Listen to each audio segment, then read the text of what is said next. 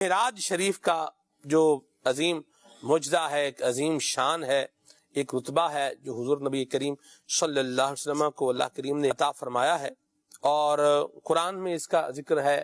احادیث متواترہ میں، احادیث مشہورہ میں جو ہے وہ ذکر ملتا ہے۔ تو ایمان والا تو اس کو جو ہے وہ تسلیم کرے گا، مانے گا۔ لیکن اگر کسی کے ذہن میں کوئی یہ سوال آئے کہ یہ ہیومنلی کیسے پاسبل ہو سکتا ہے کہ اس طریقے سے اتنی جلدی سارا سفر ہو جائے، تو کیا فرمائیں گے آپ؟ معراج شریف سب سے پہلے تو ایک قرآنی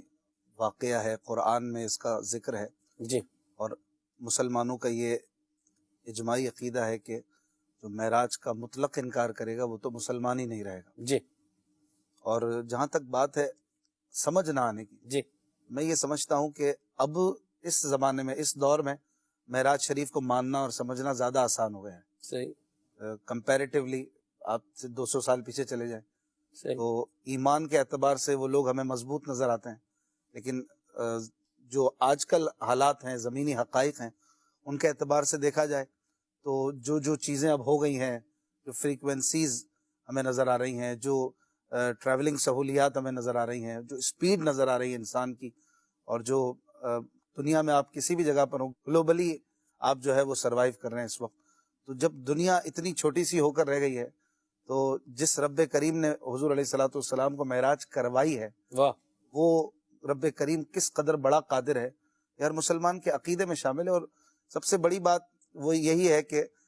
سمجھ آئے یا نہ آئے، اقبال کا شعر یاد رکھیں کہ عقل کو تنقید سے فرصت نہیں،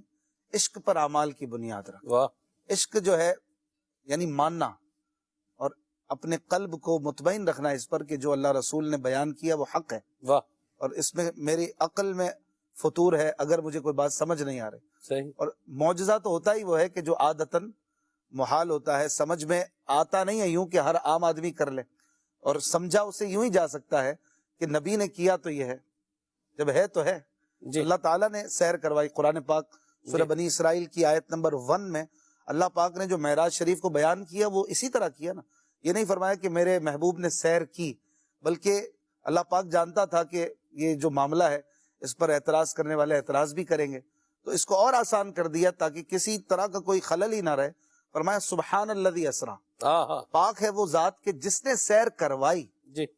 تو سیر کروانے والا کون ہے اس کی طرف دیکھا جائے، واہ، مسلمان کے لیے تو کوئی اشکال اور کسی قسم کا سوال باقی ہی نہیں رہتا۔ اور دیکھیں تو ایک بہت بڑی دنیا جو ہے وہ اس کو بڑی آسانی سے سمجھ سکتی ہے کہ خالق کائنات نے اپنے محبوب کو یہ ٹریول کروایا، یہ سیر کروائی، اور وہ کس طرح سے ہوئی جب ایک انسان چھوٹی سی عقل رکھنے والا